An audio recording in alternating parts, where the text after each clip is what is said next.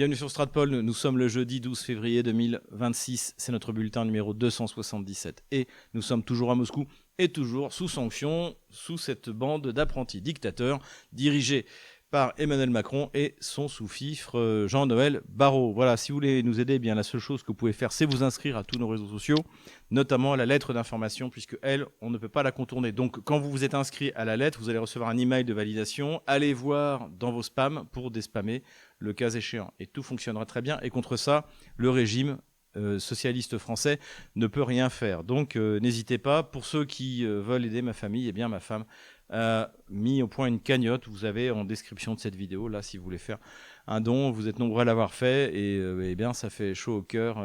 Merci à vous.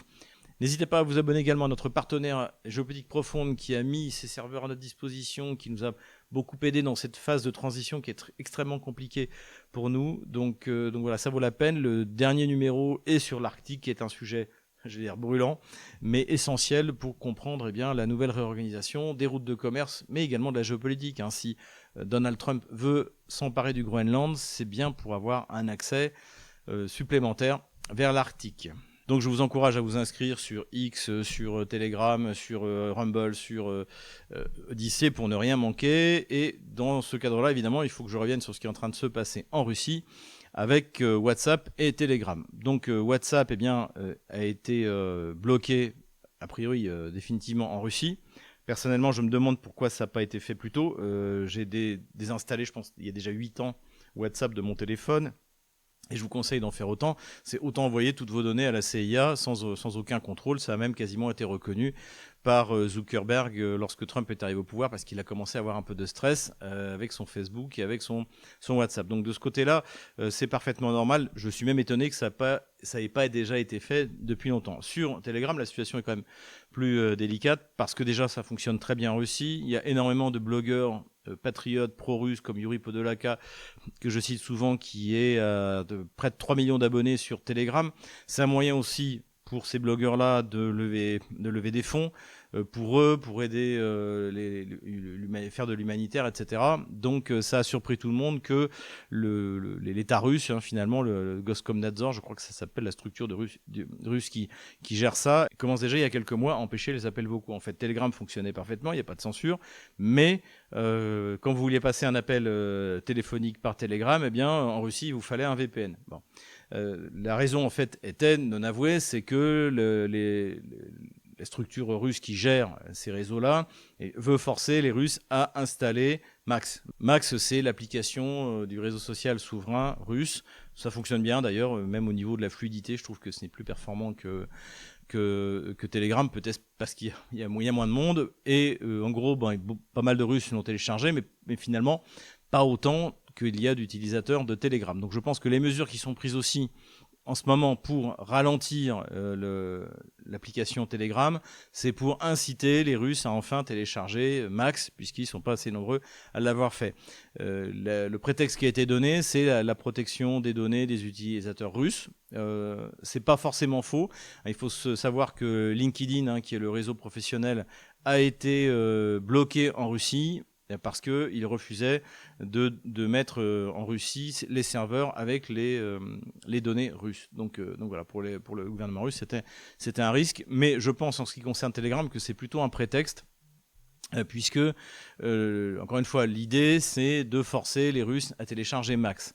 Pour l'instant, il n'y a pas de censure sur Telegram, simplement il est ralenti. Et encore, je peux vous dire, moi je suis sur Telegram. Pour l'instant, je n'observe pas de ralentissement sur Telegram. Peut-être aussi parce que finalement, c'est des annonces et qu'il ne se passe rien derrière. Notamment, il y a une levée de boucliers, pour les raisons que je viens de citer, c'est-à-dire que tous les blogueurs russes, les blogueurs patriotiques, etc., tout le monde fonctionne sur Telegram.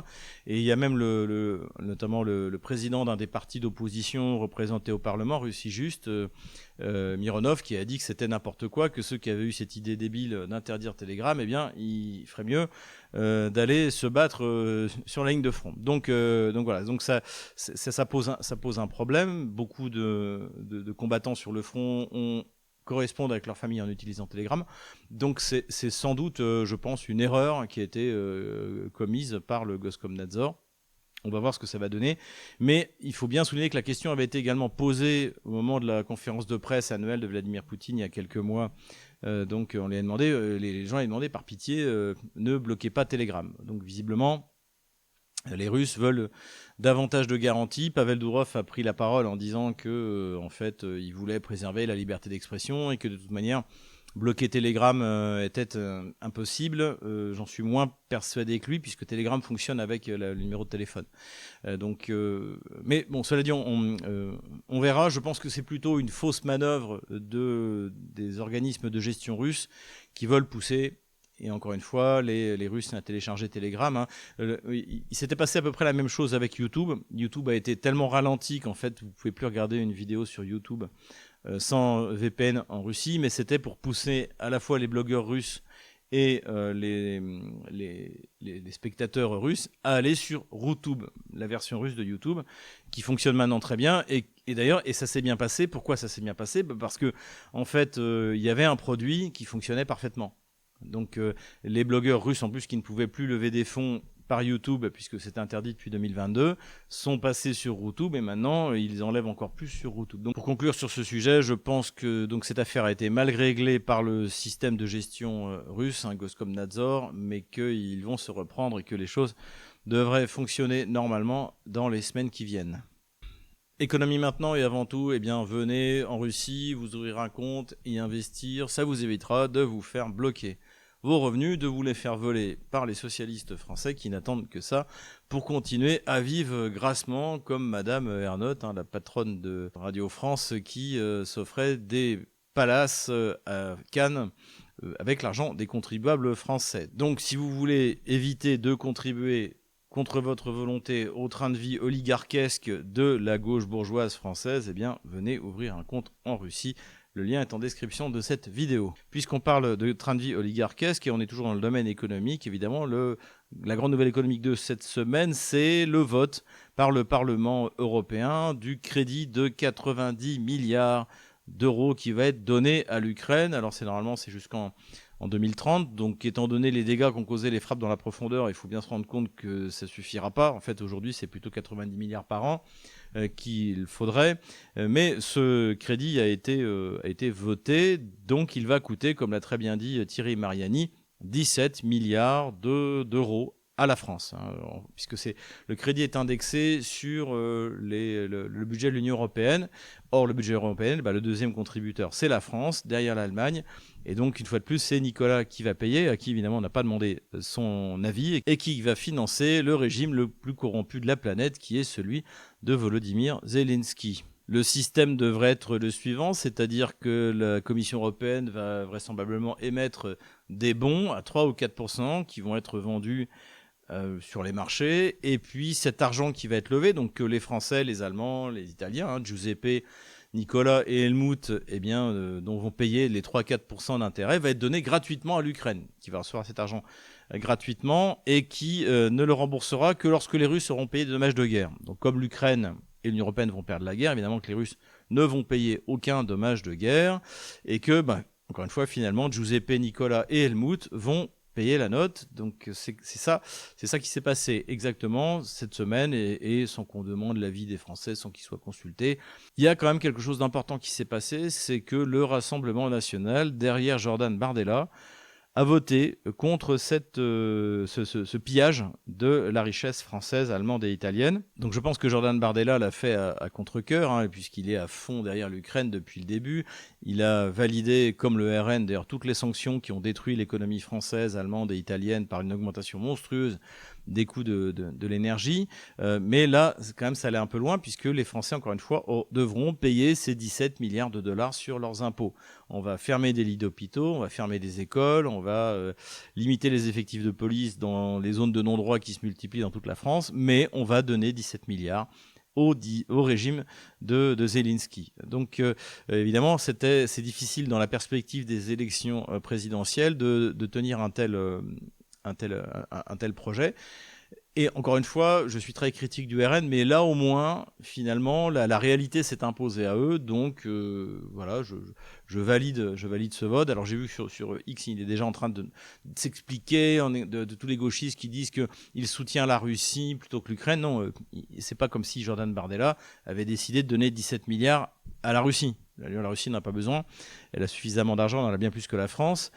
Simplement, il ne le donne pas à l'Ukraine. C'est ça qu'il fait. Donc voilà, en tout cas, ça va plutôt dans la bonne direction et ça rejoint un peu ce qu'on avait dit la semaine dernière sur Jean-Luc Mélenchon, qui lui aussi explique qu'à terme, il faudra réintégrer la Russie dans le concert des nations européennes, notamment du point de vue énergétique, puisque évidemment, c'est la solution à tous nos problèmes énergétiques, la Russie. Le nucléaire, le gaz, le pétrole. En fait, une fois que la Russie sera de nouveau connectée au reste de l'Europe, eh bien, tout va bien se passer. Et d'ailleurs, on a appris grâce à Eurostat que le fait de s'être privé du pétrole russe, eh bien, avait coûté 40 milliards à l'Allemagne depuis 2022, forcément, puisque l'Allemagne recevait son pétrole par oléoduc, donc ça coûtait évidemment beaucoup moins cher, avec des contrats à long terme, etc. Et depuis, évidemment, ça a fait la richesse des autres producteurs de pétrole qui vendent leur pétrole beaucoup plus cher, notamment les États-Unis. Donc voilà, cette soumission à Washington, qui désormais veut s'emparer du Groenland, on espère qu'ils s'arrêteront là,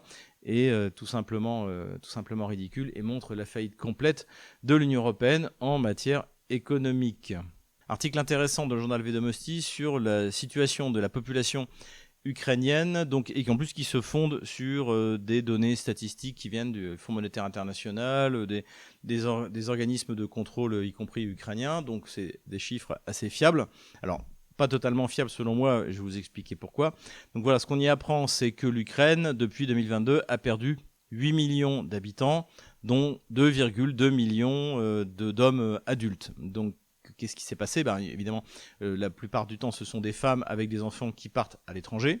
Là aussi, on a des informations intéressantes, c'est qu'en fait, la Russie est le deuxième pays à recueillir des Ukrainiens, des réfugiés ukrainiens, avec 1 220 000 habitants, derrière l'Allemagne, qui est le premier, et devant la Pologne. Donc voilà, il y a quand même une bonne partie des Ukrainiens qui choisissent de venir en Russie, et c'est sans doute eux qui ont raison, puisqu'ils sont en Russie chez eux, en dehors des Ukrainiens de l'Ouest, qui eux, effectivement, font mieux d'aller en Pologne ou en Allemagne. Donc on apprend ça. Les chiffres qui sont donnés sur la baisse de la population ukrainienne, à mon avis, sont cependant faux, puisque par exemple en 2021, donc avant l'opération militaire spéciale, ils annoncent qu'il y a 41 millions d'Ukrainiens qui vivent en Ukraine. Donc visiblement, ils n'ont pas retiré la Crimée, ils n'ont pas retiré la partie du Donbass libérée qui se montait de mémoire à autour de 7,5 millions d'habitants. Donc en fait l'Ukraine, même le chiffre aujourd'hui qui est donné de plus de 30 millions d'habitants, en fait on est sans doute en dessous de 25 millions d'habitants,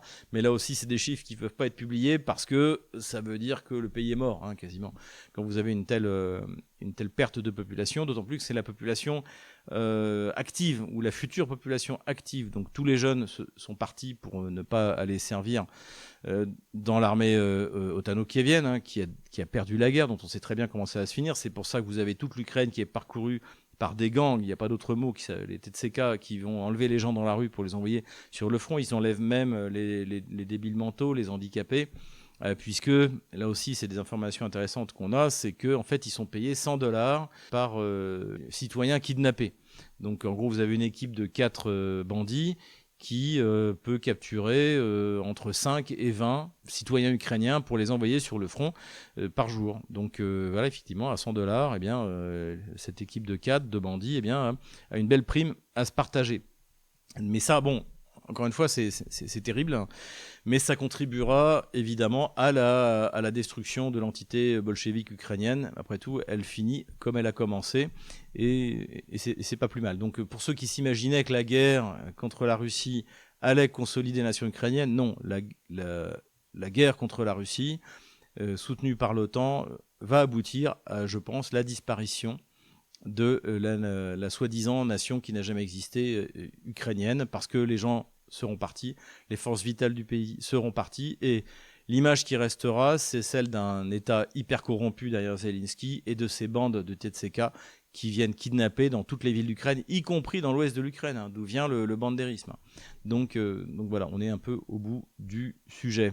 Autre donnée intéressante à cet article, c'est qu'on apprend que donc ce TTSK, donc qui va kidnapper les gens à la sortie des boîtes de nuit, à la sortie des usines, des bureaux, en fait rackette les entreprises précisément, et que ça coûte en gros, vous tenez une boîte de nuit à Kiev ou à Odessa, si vous voulez pas que le TTSK vienne kidnapper vos clients, vous payez 15 000 $ par mois. On est dans ces chiffres de ce niveau-là. Économie toujours, si l'Allemagne a perdu 40 milliards en se privant du pétrole bon marché russe, eh bien, c'est pas le cas de l'Inde.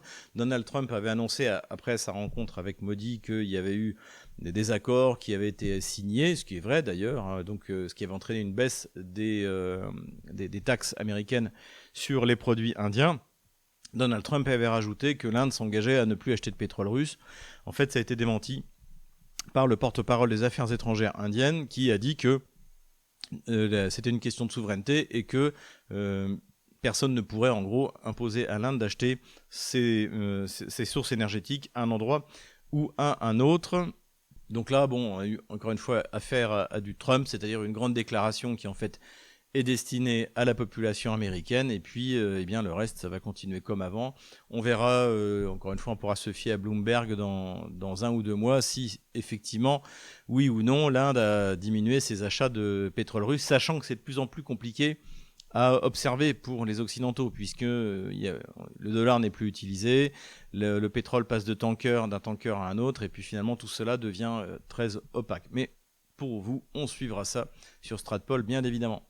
Autre pays nationaliste qui protège avant tout ses intérêts, eh bien, c'est la Hongrie, qui grâce à sa politique de coopération énergétique avec la Russie dans le domaine du gaz, du pétrole et du nucléaire, eh bien, a réussi à baisser énormément les coûts de l'énergie et à être l'électricité la moins chère d'Europe, même devant la France, vous imaginez. Et nous, d'ailleurs, on s'aperçoit sur le classement, c'est qu'on est, je crois, 14e, alors qu'on a le premier parc nucléaire en Europe, un des principaux parcs nucléaires dans le monde. Alors même si Macron a trahi la France en faisant fermer Fessenheim, nous a fait perdre 5 ans en mettant fin à cette politique nucléaire qui a démarré sous la 4ème République, qui a été accélérée sous le général de Gaulle. Hein. On visait à 85% d'électricité nucléaire.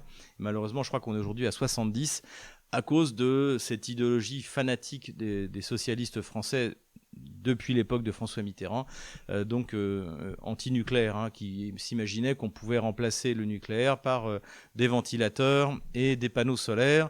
Le résultat, on le voit également sur ce tableau, c'est que l'Allemagne est dans les derniers et que son électricité est hyper chère.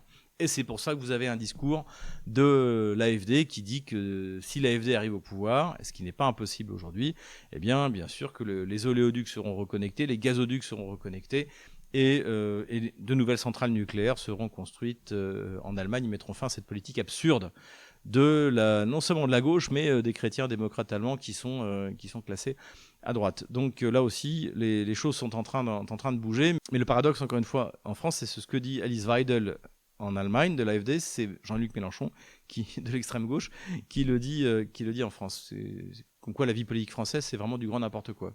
Puisqu'on parle des politiques absurdes de l'Union européenne, eh bien, je ne peux pas m'empêcher de citer cet article du Financial Times qui explique qu'il est urgent pour l'Europe de trouver un système de carte de paiement alternatif à Visa Mastercard. Et oui, les Visa Mastercard sont 2 systèmes américains. Et donc, en fait, l'Europe n'est pas souveraine. Alors moi, je leur propose, vous avez UnionPay chinois, ou vous avez la carte Mir en Russie. Et ça, encore une fois, c'est le bénéfice des sanctions. Puisque en 2014, la Crimée a été privée de Visa Mastercard. Pas la Russie, la Crimée. Donc en quelques mois, les Russes ont mis au point leur système de paiement avec la carte Mir. Et toutes les cartes qui étaient émises en Russie, y compris carte Visa Mastercard, devaient utiliser le système Mir, qui en plus coûte moins cher pour les consommateurs. Ce qui fait qu'en 2022, quand là, pour le coup, Visa Mastercard ont été bloqués sur toute la Russie, quand vous êtes uniquement consommateur en Russie, vous n'en êtes même pas aperçu, puisque tout a parfaitement fonctionné. Et donc là encore, hein, c'est un peu comme remplacer Google, les Russes ont Yandex, remplacer Facebook, les Russes ont VK, remplacer WhatsApp, alors les Russes avaient Telegram et maintenant ils ont Max, et puis maintenant on en est là, donc remplacer YouTube, Routube. Donc les Russes en fait ont fait cet effort de souveraineté numérique et l'Union européenne est toujours en train d'en discuter. Si on était en dehors de l'Union européenne en tant que Français, avec le génie de notre peuple, eh bien, on aurait déjà inventé tous ces systèmes alternatifs. Mais là, en fait, on est paralysé par des commissions qui coûtent une fortune, qui n'y connaissent rien. Non, mais il suffit d'écouter Thierry Breton ou Emmanuel Macron parler du numérique. Enfin, ils répètent des fiches qu'on leur a données 5 minutes avant, qu'ils n'ont même pas comprises. Donc tout ça est triste, mais en même temps, Voilà. Donc les Russes nous ont montré comment faire. Voilà. Sur la souveraineté numérique, allons voir ce que font les Russes ou les Chinois, mais bon, les Chinois, c'est un peu plus loin de chez nous. Et puis, dernière nouvelle économique, et là, une bonne nouvelle, comme dirait Marc Touati, il faut quand même une bonne nouvelle de temps en temps, eh bien, c'est la vente de 114 Rafale pour un montant de 33 milliards d'euros à l'Inde. Donc l'Inde est un gros client de l'aéronautique française, où ils ont européenne pour ce qui est d'Airbus, donc d'aéronautique civile et aéronautique militaire. Le Rafale est le meilleur avion au monde aujourd'hui. Malheureusement, on en a très peu vendu en Europe, et en plus, souvent, c'était des Rafales qui avaient déjà des heures de vol. Donc, on en a vendu, je crois, à la Grèce, on en a vendu à la Croatie. Mais contrairement à ce que nous avait expliqué Nicolas Sarkozy quand ils ont fait rentrer dans le commandement intégré de l'OTAN, ça n'a absolument pas servi à la France pour vendre ses armes. En fait, on a pu vendre quelques armes parce que nos fournisseurs d'armes, nos industriels sont performants et ils ont du matériel performant, mais sûrement pas parce qu'on est rentré dans l'OTAN. L'OTAN est dominée par les États-Unis, même encore maintenant.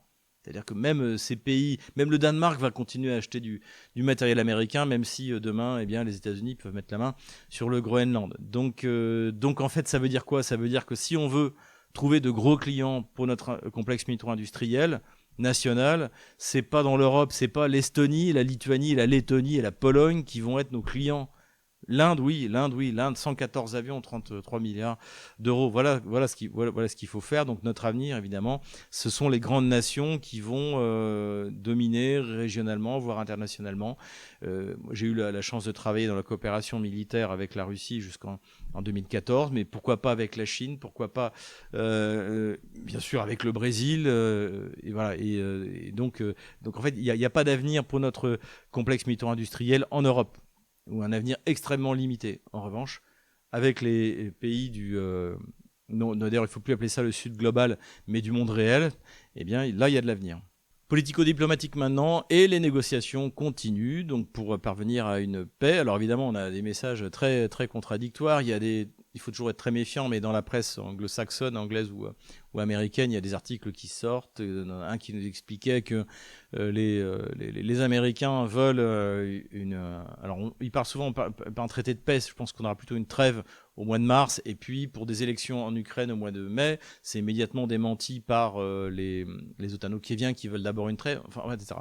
Quoi qu'il arrive, en tout cas, le troisième round, puisque c'est comme ça qu'on appelle ça, de négociation, doit avoir lieu, et je pense qu'on est encore une fois sur la bonne voie. Je pense que de toute manière on assistera à un arrêt des combats un moment ou un autre, notamment parce que la supériorité militaire russe est totale sur le front et dans la profondeur, et qu'il y a une réelle volonté de Washington de mettre fin à cette plaisanterie, d'autant plus que le ministre de la Défense allemand, M. Pistorius, a déclaré que les soutes à munitions de l'Allemagne étaient vides. Et puis à côté de ça, on apprend également que le grand projet qui avait été porté par le président tchèque, Petr Pavel, donc de lever 5 milliards de dollars pour des munitions pour l'Ukraine, finalement on plafonne à 1,4 milliard et on n'en trouve plus. Donc voilà, comme le disait Soral, on peut imprimer des billets, mais des soldats et des munitions, c'est quand même beaucoup plus compliqué. Le quantitative easing, l'assouplissement quantitatif, c'est une manœuvre financière, mais pas militaire. Ce qui caractérise l'approche russe de ces négociations, c'est une certaine bienveillance vis-à-vis des États-Unis. Donc il n'y a pas de remise en cause de la volonté de la part de la nouvelle administration américaine de faire la paix en Ukraine, à l'avantage des Russes, c'est de ça dont on parle, mais en même temps une extrême prudence, parce que derrière il y a des forces en Europe qui veulent continuer la guerre, parce que la défaite de Kiev sera celle de l'Union européenne et de l'OTAN. Donc évidemment ça ne plaît pas à Macron, Merz et Starmer. Cela dit, dans ce processus de négociation, on a l'impression que le ministère des Affaires étrangères est un peu mis de côté au profit des envoyés spéciaux. Donc du côté russe, on a Ushakov et on a Dmitriev, et puis du côté de Trump, on a Witkoff et on a Kushner, donc le gendre de Donald Trump. Voilà, donc c'est une autre manière de faire de la diplomatie. Mais tout ça est très opaque, et d'ailleurs, dans la mesure où c'est de la diplomatie, c'est pas plus mal que ce soit opaque. Là aussi, il faut quand même remercier la Russie de réapprendre les règles de la diplomatie à Paris. Et notamment, c'est très intéressant qu'on ne sait pas ce qui s'est passé avec Emmanuel Beaune lorsqu'il est venu à Moscou. Ça n'a été ni démenti ni confirmé. C'est-à-dire que petit à petit, on est passé d'une diplomatie de la menace, donc ça c'est la spécialité, et d'ultimatum, c'est la spécialité de Jean-Noël Barrot, une diplomatie de blogueur avec Emmanuel Macron qui se filme en train d'envoyer des textos à Donald Trump, ou pire encore, en train de parler avec Vladimir Poutine, avec quelque chose de beaucoup plus sérieux. Là aussi, encore une fois, si la diplomatie française redevient sérieuse, on doit ça aux Russes qui ont imposé les authentiques règles de la grande diplomatie. Politique interne de la Russie, cette fois, ce sondage que je vérifie tous les jours, c'est-à-dire que 81% de la population russe fait confiance à Vladimir Poutine. Finalement, le pays tient bon, il est dans bien meilleur état, bien qu'il fasse la guerre contre une coalition de 40 pays, il est en bien meilleur état que la France, l'Allemagne ou l'Italie et même les États-Unis. Et puis, la victoire s'approche, malgré tout. Ça, les Russes le voient. Et donc, ce sont des bonnes nouvelles. Et comme les pertes sont bien inférieures à ce qu'on nous annonce dans les médias occidentaux, eh bien, les gens sont relativement optimistes, même si, évidemment, ils aimeraient bien que ça s'arrête. Donc voilà, 80% pour Vladimir Poutine. Encore une fois, je l'avais annoncé dans mon livre « Ukraine, pourquoi la Russie a gagné ?» Eh bien, parce que les Russes font confiance à Vladimir Poutine, parce qu'il a complètement transformé le pays depuis 26 ans. Et dernière nouvelle politico-diplomatique, eh bien, c'est le voyage de J.D. Vance, le vice-président américain, je l'espère, le futur président américain en Arménie et en Azerbaïdjan. Différents sujets ont été traités d'après les communiqués officiels, donc énergétique. Pour l'Arménie, c'est bien sûr la question du nucléaire. Donc vraisemblablement, les Américains veulent investir pour empêcher les Russes de prendre cette place, puisque les Russes, grâce au nucléaire notamment, consolident leur position en Asie centrale et dans le Caucase.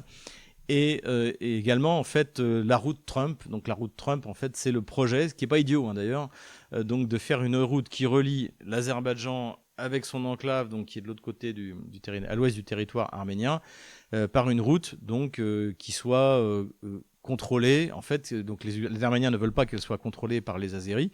Donc l'idée, c'est de faire un consortium arménien qui contrôle cette route Trump, la fameuse route Trump, il appelle ça la route Trump. Et donc, dans ce consortium, les Américains sont à 74%. Donc, bien joué, Trump, comme d'habitude. Terrorisme maintenant, ou plutôt devrais-je dire ucro-terrorisme, puisque nouvel attentat contre un général russe. Alors, contrairement aux précédents généraux qui avaient été touchés, qui n'avaient pas grand-chose à faire dans les affaires ukrainiennes, on peut imaginer que ce général-là, le général Alexeyev, lui avait vraiment quelque chose à faire, puisqu'il était commandant adjoint du GRU, le renseignement militaire. Donc, c'est une institution extrêmement importante au sein de l'armée russe. Et il y a plusieurs remarques à faire sur cet attentat. La première remarque, c'est que quel est le but ? Le but, encore une fois, même si vous tuez un adjoint du commandement du GRU, ça ne va pas changer le sort de la guerre. Donc c'est juste un acte terroriste pour faire peur ou pour montrer que les services secrets ukrainiens et le MI6 sont capables de faire quelque chose, puisque je pense que derrière, comme d'habitude, il y a le MI6. Donc c'est le but. Mais il peut y avoir un autre but qui est le fait de saboter les rounds de négociation qui ont lieu à Abu Dhabi, puisque, rappelons-le, le chef de l'équipe russe, c'est l'amiral Kostyukov qui lui-même est un responsable du GRU. Et c'est sans doute une explication tout à fait valable, c'est-à-dire qu'à l'intérieur du régime de Kiev, il y a des gens qui ne veulent absolument pas la paix et qui sont dirigés par le MI6. Et ce que les Russes vont se faire un plaisir d'expliquer à l'administration de Donald Trump, d'autant plus qu'ils ont arrêté 3 des 4 terroristes. Il y en a une qui a réussi à s'échapper a priori, elle est rentrée en Ukraine, mais celui qui avait tiré dans le dos donc, du général qui s'en est sorti. Sa vie est hors de danger. Donc lui s'était échappé, était parti aux Émirats Arabes Unis, mais a été capturé par la police locale et a été renvoyé en Russie. Et donc là, c'est le profil des losers qui sont recrutés par les services anglo-ukrainien, c'est-à-dire c'est des pauvres types à qui on a promis $30,000 s'il assassinait ce général-là. Donc encore une fois, on n'a pas affaire à des grandes entreprises avec des tueurs spécialisés des services secrets ukrainiens ou de MI6. C'est des gens recrutés sur les réseaux sociaux. Alors là, il y a quand même tout de même des liens donc de cette famille-là avec la Pologne, puisque je crois que d'ailleurs le fils du tueur lui-même était de citoyenneté polonaise. On l'a vérifié encore une fois. Mais bon, encore une fois, on voit une imbrication, service secret anglais, service secret polonais, service secret ukrainien. Bon, l'opération a échoué et vraisemblablement, encore une fois, le but était de saboter les discussions de paix aux Émirats Arabes Unis. Armement maintenant, et d'après les chiffres officiels, eh bien, l'intégration des sous-ensembles des drones produits en Russie a largement progressé depuis le début de l'opération militaire spéciale, puisqu'elle a atteint autour de 60%. Donc, cela dit, d'après encore une fois, ce qu'on peut lire dans l'article en question, le problème, c'est que les sous-ensembles produits en Russie sont plus chers, parce qu'ils sont produits beaucoup moins massivement, mais ils sont souverains. C'est-à-dire qu'aujourd'hui, quand l'Ukraine fabrique des drones, en fait, c'est des sous-ensembles chinois qui doivent être assemblés. C'est ça, en fait, la fabrication de drones en Ukraine. Les Russes, eux, essaient de fournir les moteurs, les cartes électroniques, etc., etc. Mais ça coûte pour l'instant plus cher que d'importer de Chine. Mais c'est souverain, et donc c'est très bien. Et surtout, ça répond à une des exigences qui avait été émise par le Belaousov, donc qui est le ministre de la défense russe, à l'époque où il n'était pas encore ministre. C'était tout au début, en 2022, il avait dit devant Vladimir Poutine, au niveau de l'intégration locale de la fabrication des drones russes, on est à 5%. Donc on est, la Russie, totalement dépendant de fournisseurs extérieurs. Alors heureusement, c'était la Chine, mais ça aurait pu être beaucoup plus embêtant. Donc voilà, petit à petit, intégration locale. Et encore une fois, il ne faut pas hésiter à intégrer localement l'armement, même si ça coûte un peu plus cher, parce que c'est une question de souveraineté. Armement toujours, on avait parlé il y a quelques semaines, désormais sur les drones Guéran, donc les modifications des drones iraniens, désormais ils ont un moteur à réaction, et les Russes y ont rajouté des missiles air-air d'origine soviétique, pas chers du tout. Et a priori ça a fonctionné puisqu'ils ont abattu un hélicoptère de combat Mi-24, donc un hélicoptère d'origine soviétique évidemment. Et donc ça a été la destruction de l'hélicoptère a été reconnue par l'armée ottano-kievienne. En revanche, le moyen de destruction, ça c'est les Russes qui l'ont donné, donc information à prendre avec prudence. Mais pourquoi pas, après tout, il n'y a pas de raison que ça ne marche pas.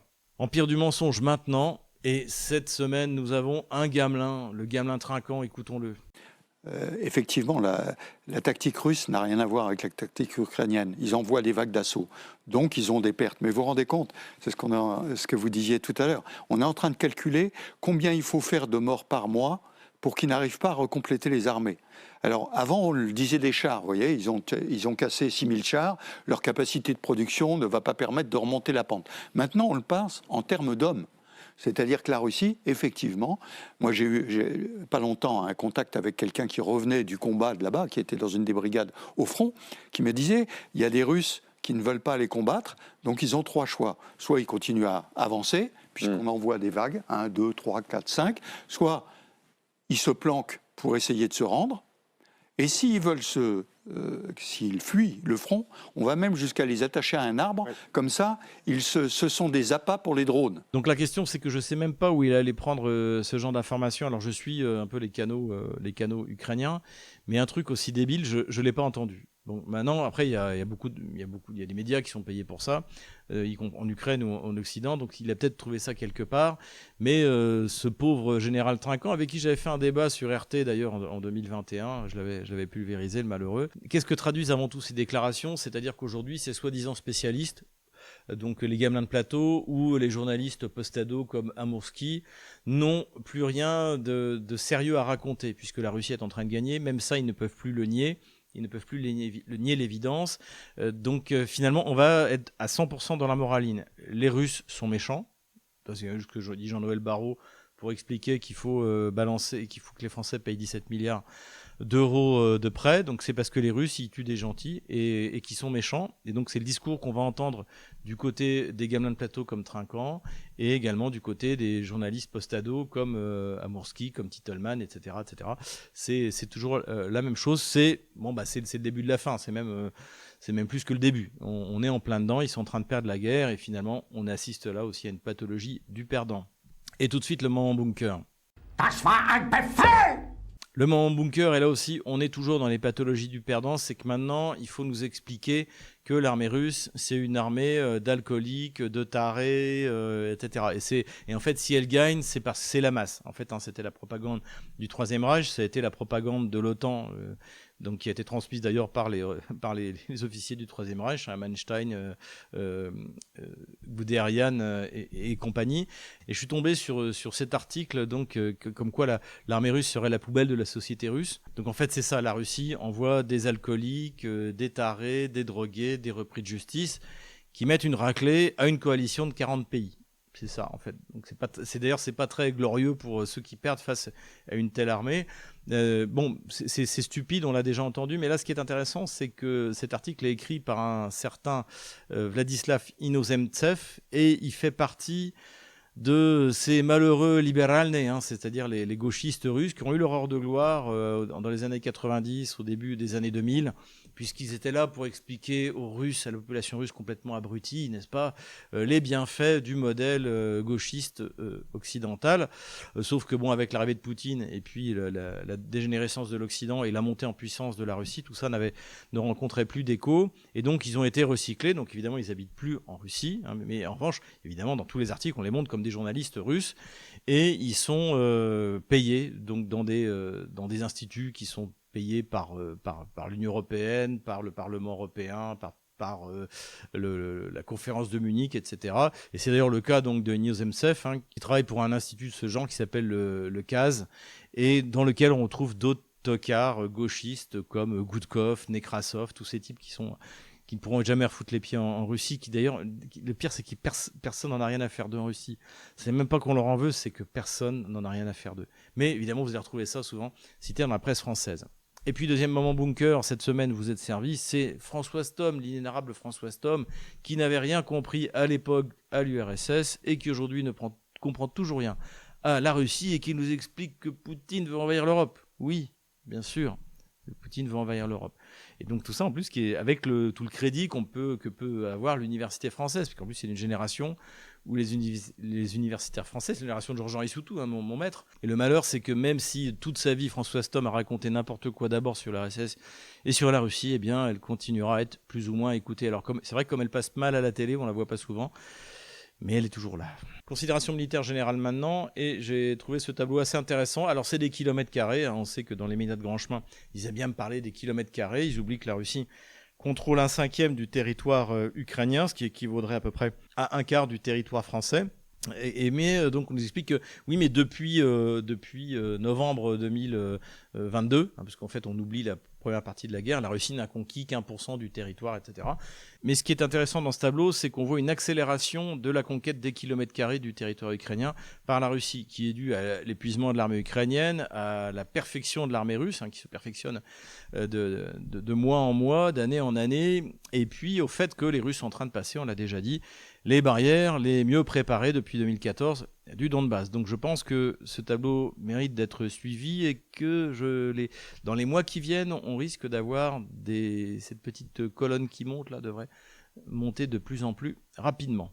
Et nous revoilà sur la carte des opérations militaires. Alors, il y a eu quelques frappes dans la profondeur côté kievien sur une ou deux raffineries, mais rien de particulier. Et puis toujours les Russes qui envoient des pluies de Guéran, de drones et de missiles sur les infrastructures, donc non seulement énergétiques, mais également logistiques otano-kieviennes. Et ça commence évidemment à devenir extrêmement compliqué pour la logistique de l'armée ukrainienne. Et on va maintenant retourner sur la ligne de front. Tout au nord, les Russes se sont emparés de la localité de Sidorovka à cet endroit-là. Donc là aussi, c'est sans doute le but est sans doute d'attirer les réserves kieviennes loin du front principal. Dans la région de Kharkov, en revanche, les Russes continuent à avancer et se sont emparés de la localité de Chugunovka à cet endroit-là et toujours en offensive vers Khatnae à cet endroit-là. Le but, c'est de s'emparer de Veliki Bourlouk et de reprendre les territoires qui avaient été libérés par la Russie en 2022. Du côté de Kupiansk, je me suis résolu à définir une ligne de front qui va être ma référence. Donc là, ce qu'on voit ici, c'est la ligne de front de la semaine dernière. Le chaudron où avaient été enfermées des unités ukrainiennes a été liquidé. Donc on a une ligne de front qui ressemble à peu près à ça. Voilà. Donc la contre-offensive otano-kievienne, on peut l'estimer, contre Kupiansk a échoué et les Russes sont en train de reprendre les parties de la ville qu'ils ne contrôlent pas encore. Mais vraisemblablement, ce n'est plus une priorité pour l'armée otano-kievienne qui est passée plus au sud. En ce qui concerne cette localité-là qui avait été annoncée prise par les Russes la semaine dernière, des combats continuent à l'intérieur, mais bon, j'ai pas bougé la ligne de front. Dans la zone, l'objectif russe actuel est de liquider cette poche pour nettoyer complètement la rive est de la rivière Oskol. Ici aussi, les combats continuent. Le but est le même, hein, la rive est de la rivière Oskol, mais pour l'instant, pas de changement notable. Plus au sud, les combats font rage à l'intérieur de Liman et les Russes continuent à avancer. Mais bon, pour l'instant, je ne vais pas faire du pâté de maison par pâté de maison comme d'habitude. Plus au sud encore, les Russes continuent à pousser du côté de Rai Alexandrovka. Là où il y a des changements sur la ligne de front, c'est en direction de Dobropolia ici. Donc les Russes sont en train d'encercler le village de Biletske ici et continuent à essayer de s'emparer du village de Novi Donbass à cet endroit-là. Là où les Russes ont bien avancé, donc là on est, je rappelle, à l'ouest de Pakrovsk, Mianograd, donc cette grosse agglomération qui a été prise par les Russes, eh bien les Russes avancent à l'intérieur du village de Grishino, là, ici, à cet endroit-là, et donc ce qui ouvrirait un espace opérationnel, évidemment, tout à fait intéressant vers l'ouest, vers la région de Dniepopetrovsk. Et là on arrive dans la partie la plus intéressante de cette semaine, c'est-à-dire une multitude de tentatives de contre-offensive otano-kievienne dans la zone du front de Zaporozhye, dont les Russes se sont emparés extrêmement rapidement ces derniers mois. Donc, ce que vous voyez, ces petites pointes-là, en fait, c'est les offensives. Ici, ici, ici, ici et ici. Sachant qu'à cet endroit-là, les Russes se sont emparés de la localité de Zalichnoye ici, mais les Otano-Kieviens ont lancé plein d'offensives. Ce qui n'est pas très clair, c'est la nature de ces offensives. Visiblement, le régime de Kiev n'en fait pas trop la publicité, parce que pour l'instant, elles n'ont rien donné. Donc, est-ce que les Otano-Kieviens se sont réellement donné les moyens d'essayer de percer en profondeur, ou est-ce que finalement, c'est un peu des coups de poker, comme ce un peu qu'on a assisté ces derniers temps avec les Otano-Kieviens, notamment dans la région de Kupiansk, où on met beaucoup de moyens en espérant un miracle. En tout cas, dans cette zone-là, elles sont pour l'instant contenues et elles se sont soldées par de grosses pertes du côté des forces otano-kieviennes. Ici, ça reste en suspens, mais c'est plutôt les Russes qui sont en train d'avancer. Et pareil, à cet endroit-là, on ne sait pas trop où ça en est. Je pense que d'ici une semaine, on aura une idée plus claire. Voilà où nous en sommes le 12 février 2026. Je retire la ligne de front de la semaine dernière. Voilà, j'espère que cette vidéo vous a plu. N'hésitez pas à vous inscrire sur tous nos médias sociaux, à vous abonner à Géopolitique Profonde. Et puis, si vous le voulez, eh bien, faites un don à la cagnotte de mon épouse, voilà, Yulia et sa famille. Voilà, tout ça est en description de cette vidéo. En tout cas, les nouvelles sont excellentes sur toute la longueur de front. Donc, tenez bon, courage, on les aura.